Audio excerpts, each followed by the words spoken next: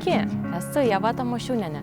Jau kovo 11-ąją kviečiu visus atvykti čia, į Dūmų fabriką, kuriame socialinė iniciatyva Skirtingos spalvos organizuos renginį mažiesiems iš didelių rankų. Jo metu kiekvienas iš jūsų galės numegzti pirmąją tautišką dovaną – pleduką mažiausiam Lietuvos gyventojų ankstukui. Numegzti pledukai pasieks ankstukų šeimas tiesiai iš jūsų rankų ir dar labiau sušildys jų pirmasias gyvenimo dienas. Taigi, pradėkime pamoką, kaip numegzti pleduką. Ir visų pirma, ko mums reikės? Tai yra 3 spalvų siūlai. Aišku, tautiški siūlai, geltona, žalia, raudona spalvos mums puikiai dera, štai va čia matote pavyzdį. Taigi, siūlus naudojame Alize firmos Puffy. Būtinai turi būti Puffy. Jeigu kalbam apie būtent konkrečią spalvą, tai spalva yra 216 geltona, 532 žalia ir 56 raudona. Taigi pradėkime nuo raudonos spalvos. Ką mes turime padaryti, tai visų pirma išsilyginti siūlą. Kaip matote, jie dabar yra pakankamai nelygus ir susilamdę.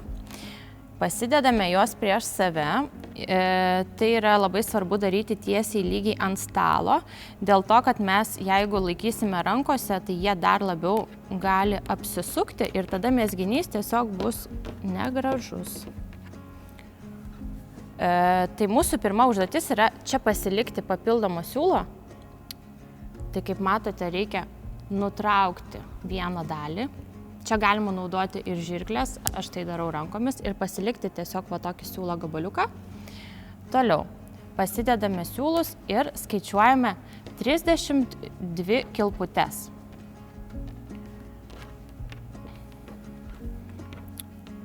Taip, tai kai mes išsitiesinsime visą bendrą ilgį, pradedam skaičiuoti. 1, 2, 3, 4, 5, 6, 7, 8, 9, 10, 11, 12, 13, 14, 15, 16, 17, 18, 19, 20, 21, 22, 23, 24, 25, 26, 27, 28, 29, 30, 31, 32. Ties šia vieta turime pasilikti savo pirštus, kadangi jeigu pamesim, tai tada tiesiog netitiks mūsų ilgiai. Dabar, ką mes darome? Šitą antrą eilę vėl išsitiesiame ir pasidedame priešais save, kad būtų patogiau paimti. Dabar žiūrėkite. Čia yra svarbi dalis. Paimam šitą siūlą ir tiesiog perneriame kilputę štai taip, į viršų. Dabar prilaikydami su kita ranka pasiruošiame antrą eilę ir tiesiog šitą veiksmą kartojame toliau dar visą eilutę iki pat pabaigos.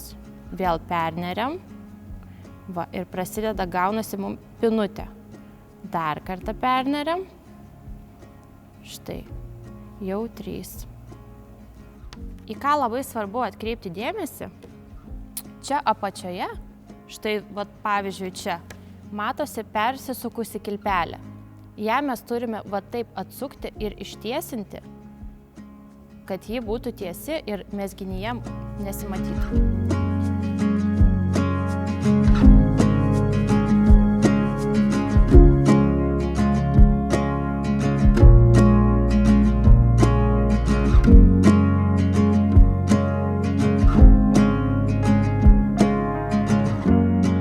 Taigi pereiname prie sekančios eilutės. Paskutinę kilpelę perneriame, tai 32. Ir dabar vėl pasiruošiame siūlą. Ir kaip matote, mūsų trečia eilutė prasideda tiesiog įprastai, vėl perveria kilpelę ir tada veriame toliau.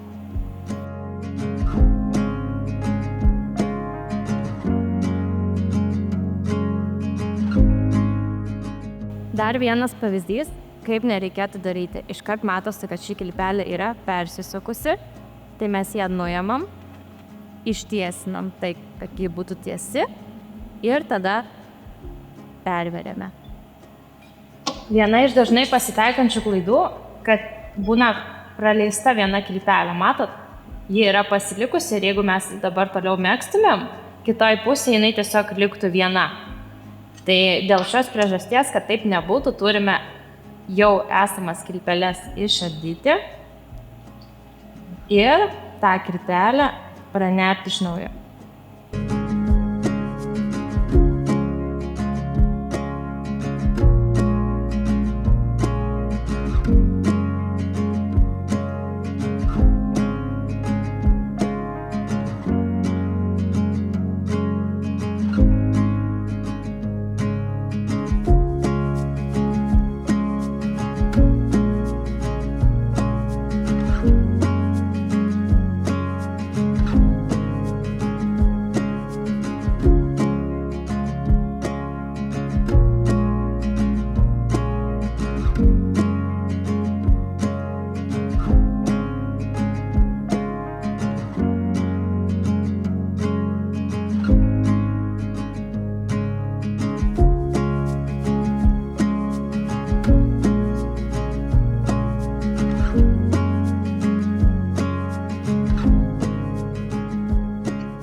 Taigi, raudoną spalvą turime iš viso numegzti 6 eilutes.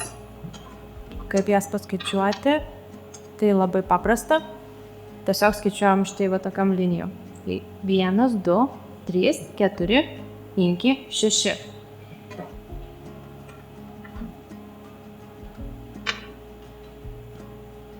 Kadangi baigėme pirmąją dalį, dabar turėtume atkreipti dėmesį į klaidas, kur minėjau prieš tai. Jeigu kartais matote, kad nors viena kryptelė yra persisukusi, tai galite paprastai tai pataisyti. Pavyzdžiui, štai čia, reikia iš arti parodyti, štai čia yra persisukusi kryptelė, kuri aiškiai matosi, ką mes darome. Tai tiesiog toje eilėje, tame strypelyje, išardome mezginį, atsukame kiltelę taip, kaip jie turi būti ir suneriame viską atgal. Štai. Štai dar vieną persisukus krytelę. Gerai, pataisėme ją. Suneriame atgal. Dabar toliau šitą procesą tęsime su žaliais siūlais. Tad turime nutraukti siūlą. Turime pasilikti siūlo surišimui. Tad čia turime traukti šitą vietoj. Kaip ir minėjau, čia galime naudoti žirkles. Štai. Čia yra pakankamai siūlo mums pakeisti. Nutraukim šitą vietą. Ir dabar imame žalią siūlą.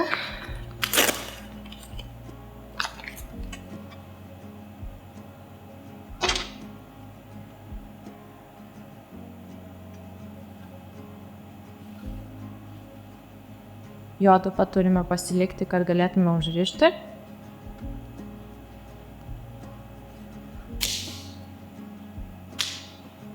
Tiesiog surišame siūlą, kad viena kilpelė, kad žalia kilpelė būtų šalia raudonos kilpelės. Labai stipriai šitoje vietoje nereikėtų veržti, dėl to, kad siūlas yra pakankamai plonas ir gali nutrūkti. Štai mes sujungiam siūlus ir tiesiog tęsim darbą toliau. Lygiai taip pat, kaip ir darėm prieš tai.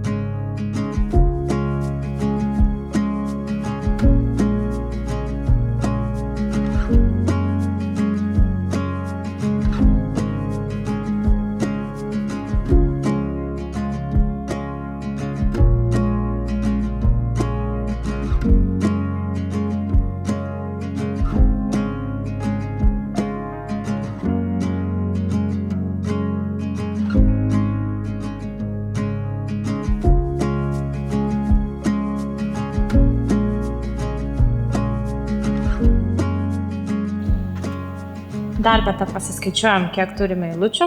Tai 1, 2, 3, 4, 5, 6. Atėjo metas keisti siūlą. Vėl kartojame procesą iš naujo. Nutraukiame.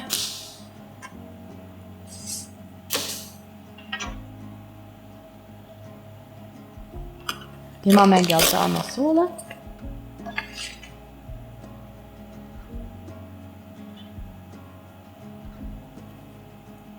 Taip pat pasiruošiame.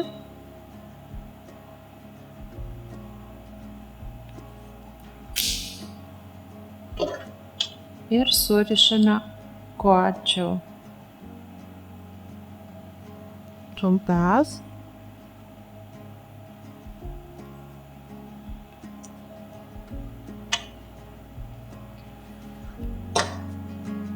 Tęsime mezgimą toliau.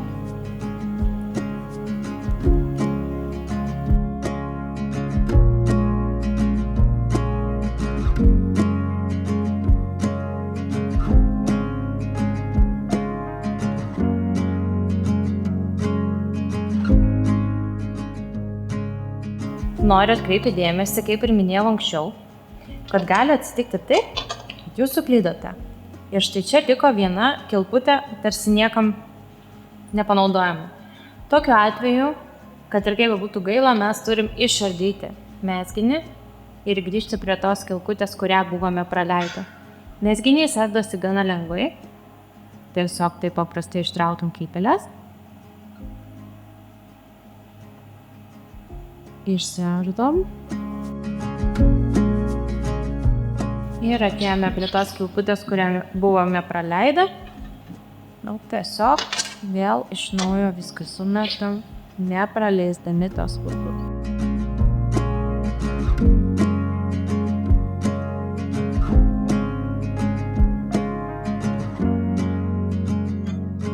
Štai šioje vietoje lieka kilpelė, kurią mes praleidom. Tai ką mes dabar darom, turim atrišti šitą mazgą ir surišti jį iš naujo iki tos kilpelės, kuri yra paskutinė sulegsta. Taigi atrišame siūlus. Ta kilpelė, kuri liko papildoma, mes nutraukiame, kad jinai būtų lygyva, štai tokia. Ir tiesiog surišame vėl, kad būtų geltona kilpelė šalia žalios. Ir tęsime toliau.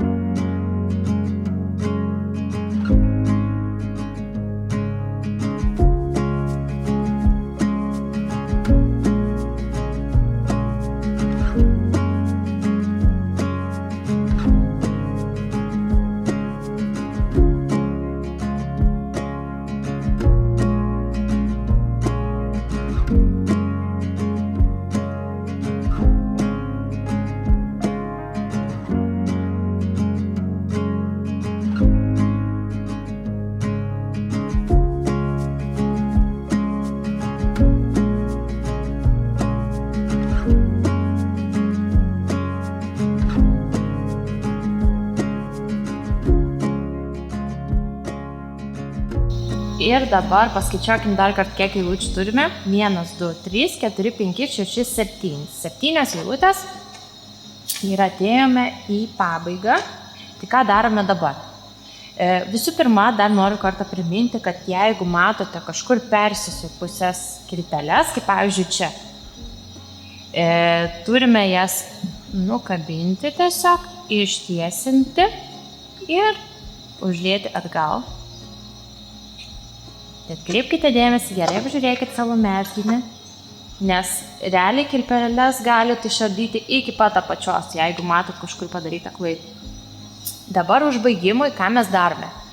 Iš dešinės į kairę sumezgame kilpeles nenaudodami jokio papildomo siūlo. Tai paimame tiesiog kilpelę ir per pirmąją kilpelę perveriame antrąją. Tada per antrąją trečiąją ir taip iki pat pabaigos.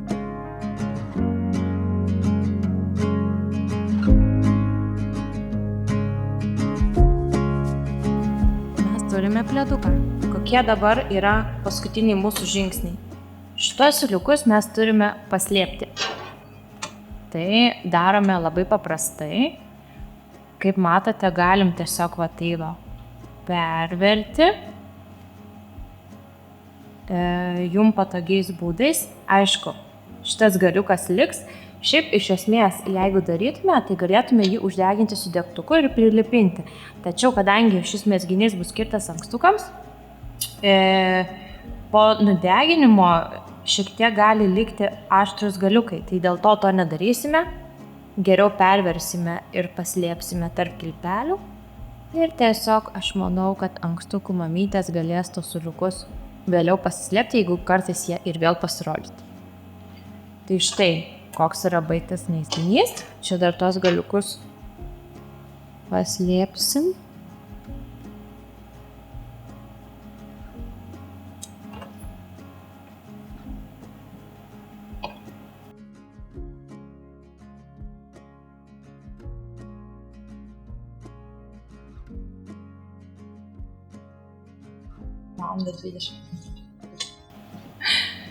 Tai štai mūsų galutinis rezultatas – trispalvis pledukas.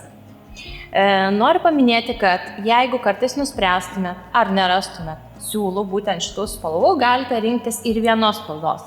Tai visas procesas kartojasi lygiai taip pat, tiesiog mums nieko nereikia nutraukti ir nereikia keisti siūlų.